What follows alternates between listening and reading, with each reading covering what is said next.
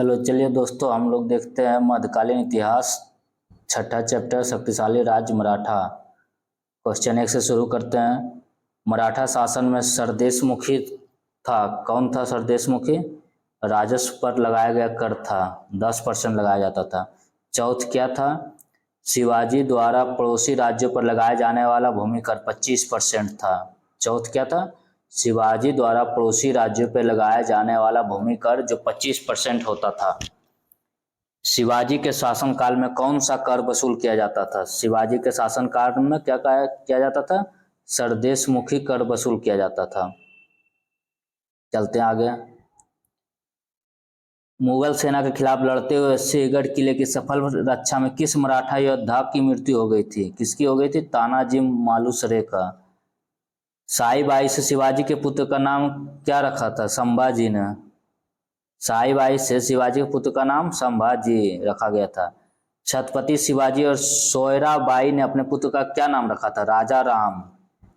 किसके बीच पुरंदर की संधि पर हस्ताक्षर किए गए थे? मुगल और मराठा। क्षेत्रीय मराठा राजवंशों में से एक होलकर वंश की स्थापना किसने की थी? होलकर वंश की स्थापना किसने की थी? मल्हार राव। चलते आगे देख लेते हैं। छत्रपति शिवाजी ने प्रतापगढ़ के युद्ध में किसे मारा था?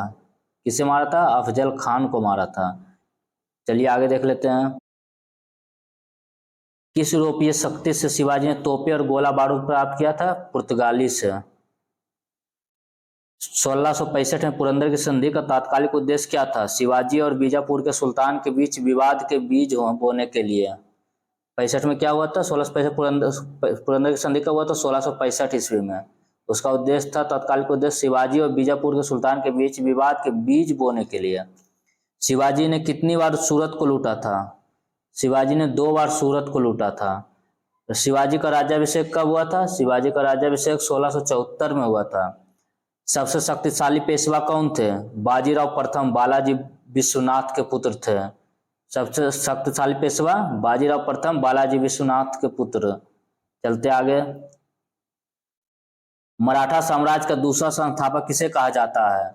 मराठा साम्राज्य का दूसरा संस्थापक बालाजी विश्वनाथ को कहा जाता है। पेशवा के घराने के संस्थापक कौन थे? बालाजी विश्वनाथ। शिवाजी के मंत्रिपरिषद में प्रधानमंत्री को क्या कहा जाता था? पेशवा। शिवाजी ने किस संधि द्वारा किलों को मुगलों को सौंप दिया था? पुरंदर की संधि के द्वारा मुगलों को सौंप दिया था। शिवाजी की राजधानी कहाँ थी? रायगढ़ थी। शिवाजी के गुरु कौन थे? रामदास थे। शिवाजी के गुरु कौन थे फ्रेंड्स? रामदास थे। 17वीं शताब्दी में भारत में गुरिल्ला युद्ध की अवधारणा को किसने लागू किया? शिवाजी ने। गुरिल्ला युद्ध छुप छुप कर वार किया जाता था, उसी को गुरिल्ला युद्ध कहते हैं। चलते देख लेते आगे। मराठा काल में ग्राम प्रशासन के उत्तरदायी अधिकारी कौन था? पाटिल था। मराठा काल में कौन था? पाटिल था। महाद जी सिंधिया और नाना फडनीस किस वंश के थे? मराठा वंश के। बंगाल के किस शासक ने मराठों को उड़ीसा का एक हिस्सा दिया था? अलीवर्दी खान ने। पानीपत के तीसरे युद्ध 1761 में कौन पराजित हुआ था? मराठा। जब अहमद शाह अब्दाली ने 1761 में पानीपत की तीसरी लड़ाई में मराठों को हराया था, तब दिल्ली का शासक कौन था? शाह आलम द्वितीय था। चलते आगे देख लेते हैं। पानीपत की तीसरी लड़ाई किसके बीच लड़ी गई थी? मराठा और दुर्रानी के बीच। पानीपत में मराठों की हार क्यों हुई? मराठा ताकत में अफगानों के बराबर नहीं थे। पेशवा बाजीराव द्वितीय अंतिम पेशवा के समय अंग्रेजों ने पेशवाशिप को समाप्त कर दिया था। पेशवाशिप को कब समाप्त किया? बाजीराव द्वितीय अंतिम पेशवा के समय। पेशवा बाजीराव द्वितीय के स्वतंत्र अस्तित्व का अंत किस संधि से हुआ? बेसिन की संधि से। चलते हैं, अब देख लेते हैं। मराठों को हराने के बाद अंग्रेजों ने किस वर्ष दिल्ली पर अधिकार कर लिया था? 1803 में दिल्ली पर अधिकार कर लिया। निम्नलिखित में से कौन सा जोड़ा मराठों की काराधन प्रणाली संबंधित है? इसका आंसर है मराठा चौथ और सरदेशमुखी, दिल्ली सल्तनत एकता और जागीर, मुगल पुलाज और प्रवृत्ति, मनसबदारी में जट और सवर। चलते मध्यकालीन इतिहास 7वां चैप्टर देख लेते हैं। विजयनगर। हरिहर बुक्का किस साम्राज्य के संस्थापक थे? विजयनगर के। उस नदी का नाम बता जिसके तट पर विजयनगर शहर स्थित है? तुंगभद्रा नदी। विजयनगर कौन सा नदी तट पे है? तुंगभद्रा नदी के तट पर। विजयनगर शासक कृष्णदेवराय की रचनाओं में से एक अमुक्त माल्यदा किस भाषा में लिखी गई थी? तेलुगु भाषा में। तालीकोटा के युद्ध के समय विजयनगर साम्राज्य में कौन सा राजवंश शासन कर रहा था? तुलुब। कृष्णदेवराय किस वंश के थे? तुलुब वंश के थे। चलते आगे देख लेते हैं। लेपाक्षी का मंदिर अपने लटकते खंभों के लिए प्रसिद्ध है और विजयनगर शैली में निर्मित है। लेपाक्षी का मंदिर अपने लटकते खंभों के लिए प्रसिद्ध है और विजयनगर शैली में निर्मित है। इसे किस मंदिर, वीरभद्र मंदिर भी कहा जाता है इसे। चलते आगे देख लेते हैं। कर्नाटक में विट्ठल मंदिर हम्पी का सबसे असाधारण वास्तुशिल्प उत्तम प्रदर्शन वस्तु है। विजयनगर की राजधानी हम्पी के प्राचीन शहर के खंडहर किस वर्तमान भारतीय राज्य में है? कर्नाटक में। विजयनगर समाज की राजधानी में से एक थी चंद्रगिरी। कृष्णदेवराय ने हम्पी में कृष्ण स्वामी मंदिर का निर्माण किया जो वर्तमान कर्नाटक राज्य में है। चलते आगे देख लेते हैं। 1700 ईस्वी में राजाराम की मृत्यु के बाद मराठों ने किसके अधीन मुगलों के खिलाफ युद्ध जारी रखा? ताराबाई के खिलाफ। तालीकोट का युद्ध विजयनगर साम्राज्य और दक्कन के सल्तनतों के बीच किस वर्ष लड़ी गई थी? 1565 में। विजयनगर साम्राज्य का पतन किस युद्ध में हुआ? तालीकोटा का युद्ध। दक्कन के अबला बाबा गरीबों के मित्र की उपाधि किससे प्राप्त थी? अबला बाबा। दक्कन के अबला बाबा या गरीबों के मित्र इब्राहिम आदिल शाह द्वितीय। चलते आगे देख लेते हैं। प्रसिद्ध कोहिनूर हीरा कहाँ के एक खदान से उत्पादित किया गया था? गोलकुंडा का। बहमनियों से गोवा के महत्वपूर्ण किले को कब्जा करने वाला पहला विजयनगर शासक कौन था? हरिहर द्वितीय। विजयनगर के सभी शासकों में सबसे महान किसे माना जाता है? कृष्णदेवराय को। किस राजा को आंध्र भोज की उपाधि दी गई थी? आंध्र भोज किसे दिया गया था? कृष्णदेवराय को। हम्पी, तिरुवन्नमलाई, चिदम्बरम, श्रीरंगम, तिरुपति आदि मंदिरों के सामने स्मारकीय रायगोपुरम का निर्माण किसने करवाया था? रायगोपुरम का निर्माण कृष्णदेवराय ने। चलते आगे देख लेते हैं। विश्व के दूसरे सबसे बड़े गुंबद औकाना-फूसी दीर्घा के लिए प्रसिद्ध बीजापुर में गोल गुंबज का निर्माण किसने करवाया था? यूसुफ आदिल शाह। गोल गुंबज को किसने करवाया था? यूसुफ आदिल शाह। विजयनगर के शासकों ने किसको बढ़ावा दिया था? तमिल, तेलुगु और संस्कृत को। किसको दिया था? तमिल, तेलुगु और संस्कृत को। मध्यकाल में अब्दुल रज्जाक किस देश से भारत आया था? फारस से आया था भारत। चलते हैं आगे देख लेते हैं। बहमनी साम्राज्य की स्थापना किसने किया था? यह मध्यकालीन इतिहास हो गया। बहमनी साम्राज्य किसने किया था? इसकी स्थापना अलाउद्दीन बहमन शाह ने। बहमनी शासक ताजुद्दीन फिरोज ने किस विजयनगर शासक की पुत्री से विवाह किया था? देवराय प्रथम के पुत्री से। गोलकुंडा किला काकतीय राजवंश द्वारा बनाया गया था। किसके द्वारा बनाया गया था? काकतीय राजवंश द्वारा। कौन सा विरासत स्थल वास्तुकला की द्रविड़ शैली को दर्शाता है? हम्पी। बीजापुर कर्नाटक का गोल गुंबद मोहम्मद आदिल शाह का मकबरा है। किसका मकबरा है? गोल गुंबद बीजापुर कर्नाटक में जो है मोहम्मद आदिल शाह का मकबरा है। चलते आगे देख लेते हैं। बीजापुर अपनी किसके लिए जाना जाता था? बीजापुर गोल गुंबज के लिए जाना जाता है। गोल गुंबज की रचना किसने की थी? दाबुल के याकुत ने। गोल गुंबज की रचना किसने की थी? दाबुल के याकुत ने। गोल गुंबज किस शताब्दी में बनाया गया था? 17वीं शताब्दी में। महमूद गवान साम्राज्य के एक प्रतिष्ठित मंत्री थे। बहमनी साम्राज्य के प्रतिष्ठित मंत्री थे। बहमनी राजाओं की राजधानी कहाँ थी? गुलबर्गा। हैदराबाद शहर के संस्थापक कौन थे? मोहम्मद कुतुब शाह। हैदराबाद के शहर के संस्थापक कौन थे? मोहम्मद कुली कुतुब शाह। चलते आगे देख लेते हैं। चार मीनार का निर्माण किसके द्वारा करवाया गया था? मोहम्मद कुली कुतुब शाह द्वारा। किसके द्वारा? कुली कुतुब शाह द्वारा। किस मध्यकालीन शासक को जगत गुरु कहा जाता था? मध्यकालीन शासक जगत गुरु इब्राहिम आदिल शाह प्रथम को जगत गुरु कहा जाता था। हम्पी में स्मारकों का समूह किसके द्वारा बनाया गया था? हरिहर और बुक्का। स्मारकों का समूह हरिहर और बुक्का। चलते आगे देख लेते हैं। मध्यकालीन इतिहास 9वां चैप्टर भक्ति और सूफी काल के से प्रश्न देख लेते हैं। कौन कौन पूछा गया? भक्ति आंदोलन किस शताब्दी में शुरू हुआ? 7वीं शताब्दी में। भक्ति पंथ किसकी शिक्षा से महाराष्ट्र में फैल गया? संत ज्ञानेश्वर। जिस सूफी संत ने कहा भक्ति संगीत ईश्वर के करीब जाने का एक तरीका है, वह कौन था? बाबा फरीद था। सूफी संत के मकबरे को क्या कहा जाता है? दरगाह। चलते आगे देख लेते हैं। मध्यकालीन सूफी परंपरा के संदर्भ में वली शब्द का अर्थ क्या है? संत है। वली शब्द का अर्थ संत है। कौन सा सूफी आदेश सबसे रूढ़िवादी था? नक्शबंदी। 15वीं शताब्दी के दौरान असम में वैष्णव संप्रदाय के प्रमुख समर्थकों में से एक कौन थे? शंकरदेव थे। भारत के किस राज्य में दक्षिणतम ज्योतिर्लिंग मंदिर स्थित है? तमिलनाडु में। भारत के किस धर्म की उत्पत्ति नहीं हुई? भारत में किसकी नहीं हुई थी? पारसी धर्म की उत्पत्ति भारत में नहीं हुई थी। चलते आगे देख लेते हैं। ऑप्शन दिया होगा फ्रेंड्स। रामपंथ के प्रमुख प्रकाश संत कवि कौन थे? तुलसीदास थे, जिन्होंने रामचरित कविता की भी लिखी थी। कंबन ने रामायण किस भाषा में लिखी थी? तमिल भाषा में। रामायण को तमिल भाषा में किसने लिखा था? कंबन ने लिखा था। ऐसा माना जाता है कि भगवान शिव ने सुंदरेश्वरी का रूप धारण कर किया और दक्षिण भारत में मीनाक्षी मंदिर के स्थल पर पार्वती से विवाह किया। कहा? सुंदरेश्वरी हो गया। भगवान शिव ने इसका सुंदरेश्वरी का रूप धारण किया और दक्षिण भारत में मीनाक्षी मंदिर के स्थल पर पार्वती से विवाह किया। भगवान राम पर ध्यान केंद्रित करने वाले भक्ति आंदोलन के नेता कौन थे? रामानंद थे। चलते आगे देख लेते हैं। संत कबीर ने अपनी आध्यात्मिक शिक्षा रामानंद नामक गुरु से प्राप्त की थी। किससे प्राप्त की थी? रामानंद से। कौन सा ग्रंथ कश्मीर के राजाओं का विस्तृत विवरण देते हैं? राजतरंगिणी। कल्हण ने लिखा था जिसे। कल्हण ने 12वीं शताब्दी में राजतरंगिणी नामक पुस्तक लिखी, जो कश्मीर के राजाओं का पद्म रूप ऐतिहासिक इतिवृत्त है। चलते आगे देख लेते हैं। राम सेतु का नाम क्या है? राम सेतु का नाम राम सेतु, सेतुबंध, सेतुबंधन, रामल पालम, आदम का पुल। पंचवटी वाल्मीकि रामायण का एक प्रमुख भाग भारत के किस राज्य में स्थित है? पंचवटी कहाँ है? पंचवटी महाराष्ट्र में है। सूफी लॉज शाहजहां के समय मौजूद थे, जहां लोग आध्यात्मिक मामलों पर चर्चा करने आते थे। इन लॉज को क्या कहा जाता था? खानखा। चलते आगे देख लेते हैं। 19वीं शताब्दी में मध्य भारत में सतनामी आंदोलन की स्थापना किसने की थी? गुरु घासीदास राम ने। गुरु घासीदास ने सतनामी आंदोलन की स्थापना गुरु घासीदास। 12वीं शताब्दी के कर्नाटक में वीर शैव किसके अनुयायी थे? बसवन्ना के।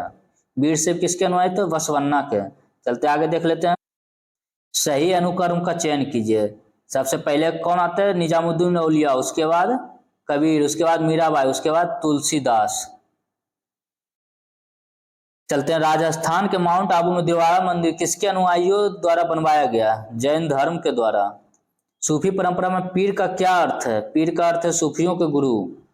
भक्ति आंदोलन और सूफी आंदोलन दोनों में कौन पहलू समान नहीं है? मूर्तियों की पूजा। कौन नहीं है? मूर्तियों की पूजा। भारत में सबसे महत्वपूर्ण सूफी तीर्थ स्थल कौन सा है? कौन सा है? अजमेर का। पहला भक्ति आंदोलन किसके द्वारा आयोजित किया गया था? रामानुजाचार्य द्वारा। श्री पेरुम्बदूर किसका जन्म स्थान है? श्री रामानुजाचार्य। इनाम भूमि वह थी जो विद्वान और धार्मिक व्यक्ति को सौंपी जाती थी। इनाम भूमि किसको कहा जाता था? विद्वान और धार्मिक व्यक्ति को सौंपी गई भूमि। अब्दुल फजल किस सूफी संत के पुत्र थे? शेख मुबारक के। अब्दुल फजल किसके थे? शेख मुबारक के। महाराष्ट्र के सबसे महान भक्ति कवि कौन थे? तुकाराम। संत कबीर का जन्म कहाँ हुआ था? वाराणसी में। चलते आगे देख लेते हैं। आचार्यों का सही कालानुक्रमी की क्या है? शंकर, फिर रामानुज, फिर माधव, फिर चैतन्य। मेवाड़ का शाही परिवार से संबंध रखने वाले प्रसिद्ध भक्ति संत कौन थी? मीराबाई। अजमेर में किस सूफी की दरगाह है? मोइनुद्दीन चिश्ती की। गीत गोविंद के लेखक जयदेव। रानी की वाव में अधिकांश मूर्तियां किसकी भक्ति में है? विष्णु में। 100 रुपया के पे इसी का है छवि, रानी की वाव। चलते और देख लेते हैं। प्रसिद्ध सांस्कृतिक स्थल रानी की वाव। रानी की वावड़ी किस नदी के तट पर स्थित है? सरस्वती नदी के तट पे। किस नदी के? सरस्वती नदी के तट पे। द्विधा की उपाधि वाली रानी ने 980 से 1003 के बीच भारत के किस हिस्से पर शासन किया? कश्मीर। बंगाल में भक्ति आंदोलन का प्रवर्तक किसे माना जाता है? चैतन्य को। तुलसीदास ने रामचरितमानस के लिए किस भाषा का प्रयोग किया था? अवधी भाषा का। किस भाषा का? अवधी भाषा का। बंगाल के प्रसिद्ध संत चैतन्य किसके समकालीन थे? अलाउद्दीन हुसैन शाह के। चलते आगे देख लेते हैं। एक सोहरावर्दी सूफी संत थे, कौन थे? हमीदुद्दीन नागौरी। भारत में भक्ति और सूफी आंदोलन किस काल में हुए थे? मध्यकालीन काल में। अमीर खुसरो की रचना किससे माना जाता है? खलीक ए बारी, ख्याल, तराना, कव्वाली, ये सब अमीर खुसरो की रचना है। अमीर खुसरो की सूफी संत के शाही कवि और शिष्य थे सैयद मोहम्मद निजामुद्दीन औलिया के। चलते 47 देख लेते हैं। सूफीवाद के संदर्भ में जियारत सूफी तीर्थों की तीर्थ यात्रा को संदर्भित करता है। क्या करता है? तीर्थ यात्रा एक जियारत था। चलते आगे देख लेते हैं। आधुनिक इतिहास, यूरोपीय लोगों का आगमन। आगे अब आधुनिक इतिहास देखते हैं। भारत में पुर्तगालियों ने किस स्थान पर अपने प्रथम किले का निर्माण किया था? कोचीन में किया था। पुर्तगालियों ने कहाँ किया था? कोचीन में। वास्को डी गामा किस वर्ष कालीकट कोझिकोड आया था? कालीकट को कोझिकोड भी कहा जाता है। 1498 ईस्वी में आया था। मट्टनचेरी पैलेस कहाँ पर स्थित है? मट्टनचेरी पैलेस कहाँ है? केरल में है। भारत में पुर्तगाली शासन को समाप्त करने वाले इंस्ट्रूमेंट ऑफ सरेंडर पर कब हस्ताक्षर किया गया था? 19 दिसंबर 1961 को। पुर्तगाली 1961 को गया था, 19 दिसंबर को छोड़कर। इंस्ट्रूमेंट ऑफ सरेंडर पर। पूर्व में पुर्तगालियों का प्रथम वायसराय था फ्रांसिस्को डी अल्मीडा। किस पुर्तगाली गवर्नर द्वारा ब्लू वाटर नीति पेश की गई थी? Francisco de Almeida. Blue water नीति फ्रांसिस्को डी अल्मीडा। गोवा में सती प्रथा को समाप्त करने वाला पुर्तगाली governor Francisco de Albuquerque. Sati प्रथा को किसने किया था गोवा में समाप्त? Alfonso de Albuquerque. चलते आगे देख लेते हैं। किस वर्ष पुर्तगाली गवर्नर अल्फांसो डी अल्बुकर्क ने कुछ स्थानीय लोगों की मदद से गोवा का युद्ध जीतने के बाद गोवा पर कब्जा किया था? 1510 में। भारत में पुर्तगाली संस्कृति के निशान कहाँ पाए जाते हैं? गोवा में। भारत की ओर समुद्री मार्ग की खोज करने वाला पहला देश कौन था? पुर्तगाल। भारत सबसे पहले आने वाले और अंत में जाने वाले यूरोपीय पुर्तगाली ही था। सबसे पहले पुर्तगाली ही आया था और सबसे बाद में पुर्तगाली ही गया था। 1498 में आया था और 1961 में गया था। चलते 17वीं शताब्दी के दौरान भारत के पश्चिमी तटीय क्षेत्र में अधिकतम व्यापार किनके नियंत्रण में था? यह था पुर्तगाली के नियंत्रण में। विजयनगर के किस शासक ने पुर्तगालियों को अपने साम्राज्य में चर्च बनाने की अनुमति दी थी? वेंकट द्वितीय ने। वह पहली वस्तु क्या थी जिसने यूरोपीय लोगों को भारतीय व्यापार के लिए प्रोत्साहित किया? मसाले। चलते आगे देख लेते हैं। किस यूरोपीय देश ने केरल में सबसे पहले व्यापार केंद्र शुरू किया? पुर्तगाली ने। गुजरात का शासक बहादुर शाह किसके साथ युद्ध में मारा गया? पुर्तगालियों के साथ। प्रसिद्ध यात्री दुआर्ते बारबोसा कहाँ से था? बारबोसा पुर्तगाली था। विजयनगर साम्राज्य के कौन सा शासक पुर्तगाली गवर्नर अल्बुकर्क का मित्र था? कृष्णदेवराय।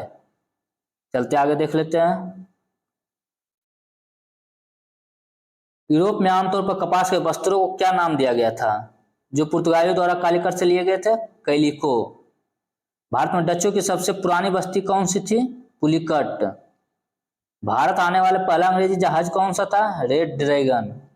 बंगाल में किस स्थान पर 1651 में ईस्ट इंडिया कंपनी को मुगलों द्वारा व्यापार करने और कारखाना बनाने की अनुमति दी गई थी? कासिम बाजार में। ईस्ट इंडिया कंपनी की स्थापना किस वर्ष हुई थी? 1600 ईस्वी में। चलते आगे देख लेते हैं। जब ईस्ट इंडिया कंपनी का स्थापना हुई तब भारत में मुगल बादशाह कौन था? अकबर था। अंग्रेजी ईस्ट इंडिया कंपनी ने भारत में अपनी पहली उपस्थिति किस वर्ष दर्ज की थी? 1608 में। ईस्ट इंडिया कंपनी सबसे पहले किस भारतीय शहर में उतरी थी? सूरत में। किस समुद्री बंदरगाह में ईस्ट इंडिया कंपनी के उद्भव के बाद में गिरावट आई? सूरत में। चलते आगे देख लेते हैं। अंग्रेजों ने भारत में अपना पहला कारखाना व्यापार केंद्र कहाँ स्थापित किया? सूरत में। अंग्रेजों ने अपना व्यापारिक केंद्र क्रमशः सूरत, मद्रास, बॉम्बे, कलकत्ता में स्थापित किया। कहाँ कहाँ किया? सूरत, मद्रास, बॉम्बे, कलकत्ता। भारत में अंग्रेजी ईस्ट इंडिया कंपनी द्वारा बनाया गया पहला किला कौन सा था? फोर्ट सेंट जॉर्ज, मद्रास में। चलते आगे। किस ब्रिटिश राजदूत ने मुगल दरबार में 4 साल बिताए? 1615 से 19 सर थॉमस रो ने बिताया था। कलकत्ता में अंग्रेजों द्वारा निर्मित किले का क्या नाम है? Fort William. भारत के पूर्वी तट पर किस यूरोपीय निवेशवादियों की बस्ती नहीं थी? डेनिस की नहीं थी। फ्रांसीसी यात्री फ्रैंकोइस बर्नियर किस वर्ष भारत आया था? 1658 में आया था। पांडिचेरी के फ्रांसीसी गवर्नर कौन थे जिन्होंने फ्रांसीसी कंपनी को एक शक्तिशाली कंपनी बनाने की पेशकश की? Joseph François duplex. डुप्लेक्स। चलते आगे देख लेते हैं। भारत में फ्रांसीसी उपनिवेश की राजधानी क्या थी? पांडिचेरी थी। निम्नलिखित में से भारत का कौन सा स्थान फ्रांसीसी समझौता में शामिल नहीं था? गोवा नहीं था। पांडिचेरी गोवा माहे कराईकाली में गोवा नहीं था। फ्रांसीसी ईस्ट इंडिया कंपनी ने पांडिचेरी का अधिग्रहण किससे किया? बीजापुर के सुल्तान से। 18वीं शताब्दी में शर्ट, पतलून, स्कर्ट आदि किसके द्वारा भारत लाए गए थे? यूरोपीय लोगों द्वारा। चलते आगे देख लेते हैं। 1661 में, कब? 1661 में बॉम्बे द्वीप को पुर्तगाली द्वारा दहेज के रूप में अंग्रेजी राजकुमार चार्ल्स द्वितीय को दिया गया था। 1661 में क्या? बॉम्बे द्वीप को पुर्तगालियों द्वारा दहेज के रूप में अंग्रेजी राजकुमार चार्ल्स द्वितीय को दिया था। दहेज के रूप में बॉम्बे द्वीप को दे दिया था। पांडिचेरी की नींव कब रखी गई थी? 1673 में। यही बॉम्बे द्वीप को फिर ईस्ट इंडिया कंपनी को दे दिया था किराए पे। तो पांडिचेरी की नींव कब रखी गई थी? 1673 में। पांडिचेरी पर डचों ने कब कब्जा किया था? 1693 में। अलीवाल का युद्ध किस वर्ष लड़ा गया था? 1846 में। चलते आधुनिक इतिहास, दूसरा चैप्टर देख लेते हैं, ब्रिटिश शक्ति का विस्तार। कौन सी लड़ाई में भारत एंग्लो फ्रांसीसी प्रतिद्वंदता में निर्णायक साबित हुई? बॉन्डिवास की लड़ाई में।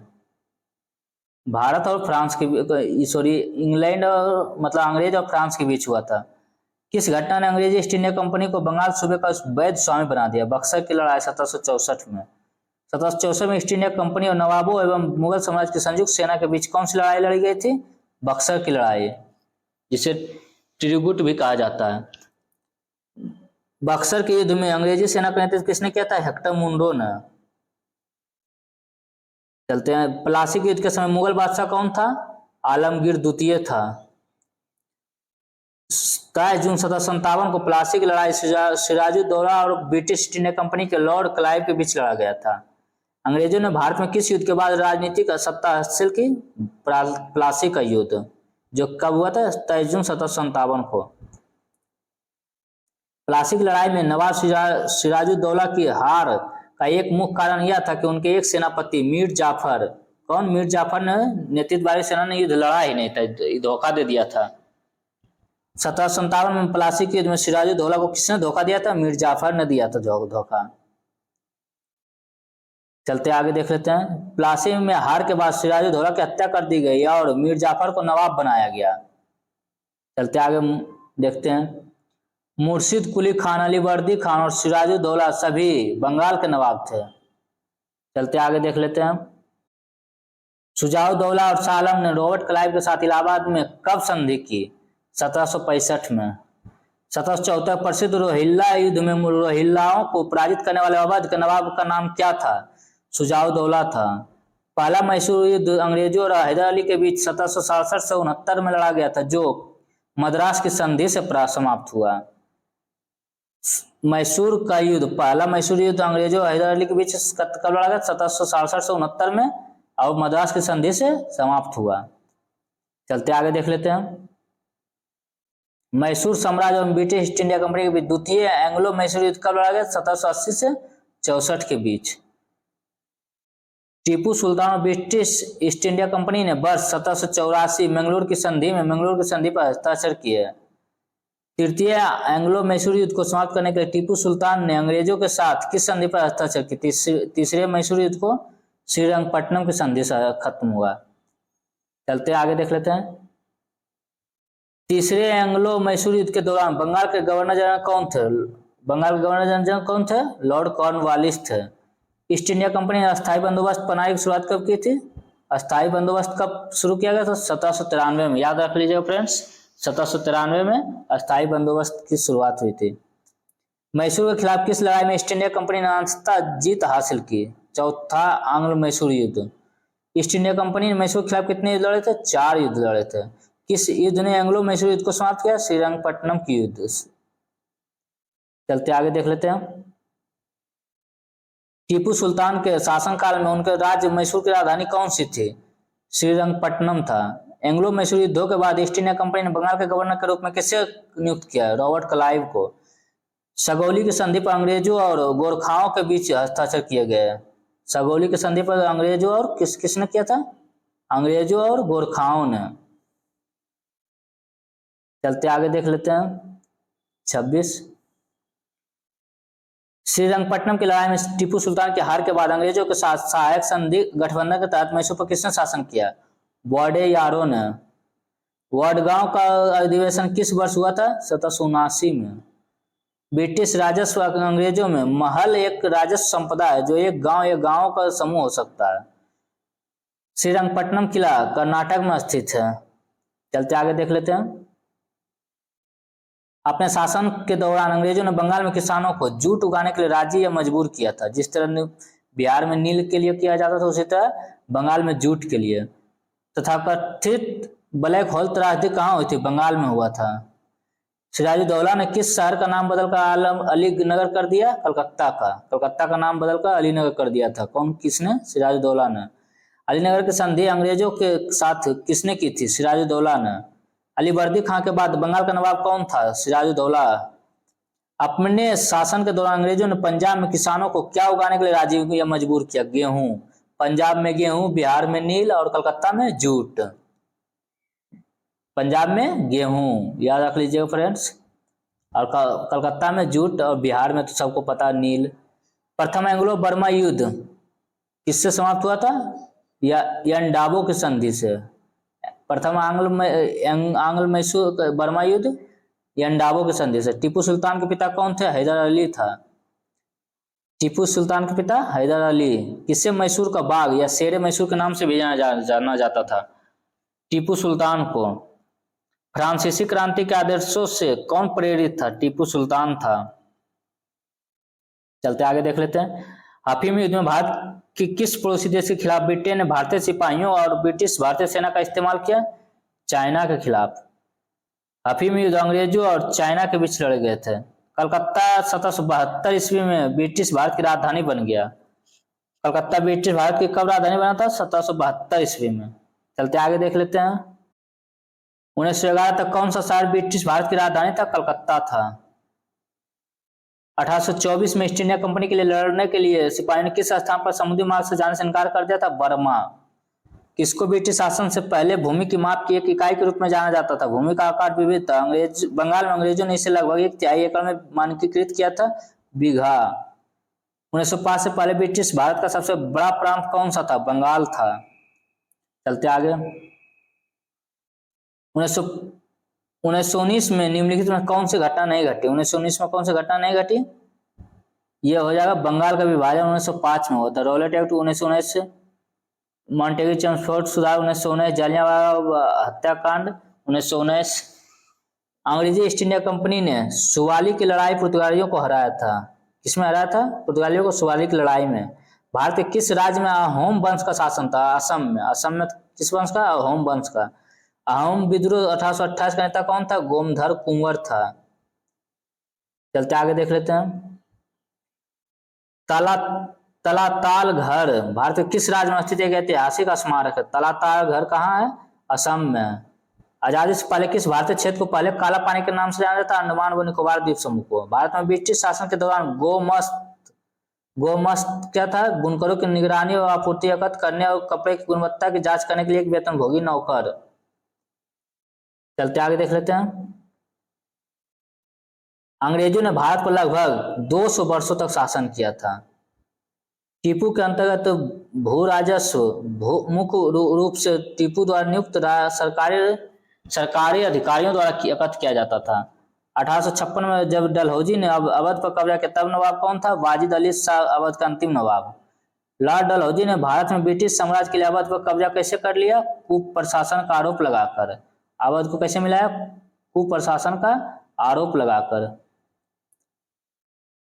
चलते 58 देख लेते हैं। वर्ष 1818 में, कब? 1818 में मराठों का आत्मसमर्पण के बाद तीसरे एंग्लो मराठा युद्ध का अंत हुआ था। मराठा समाज का अस्तित्व समाप्त हो गया था 1818 में। तीसरे एंग्लो मराठा युद्ध के बाद पेशवा को पेंशन के साथ कहाँ भेजा गया था? बिठूर। हैदराबाद के अंतिम निजाम कौन थे? मीर उस्मान अली खान। भारत के उत्तर पूर्वी भाग में त्रिपुरा की पूर्व रियासत पर मानिक वंश का शासन था। आगे देख लेते हैं। श्रीरंगपट्टनम की संधि के अनुसार किस क्षेत्र को अंग्रेजों को सौंप दिया गया था? मालाबार को। वर्ष 1849 में एंग्लो में सिख युद्ध में सिखों को हराने के बाद अंग्रेजों ने पंजाब पर कब्जा कर लिया था। तात्या टोपे की हत्या किस वर्ष हुई थी? 1859 में।